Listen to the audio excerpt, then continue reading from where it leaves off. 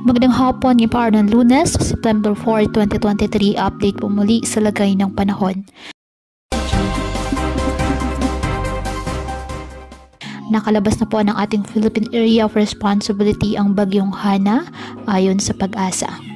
Ngunit patuloy pa rin po nito na pinapalakas ang hanging habagat o southwest monsoon na kung saan siya naman po magdadala ng mga pag-ulan sa iba't ibang bahagi ng ating bansa.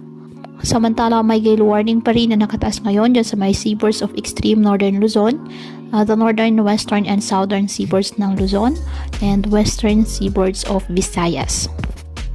Samantala, makakapal na mga kaulapan na may dalang mabibigat na mga pag-ulan dahil po sa habagat na pinapalakas ng bagyong Hana, ang patuloy po na magdadala ngayon ng mga malalakas na pag-ulan sa mga probinsya ng Zambales, Bataan, Pampanga, ilang bahagi po ng Bulacan at sa Metro Manila.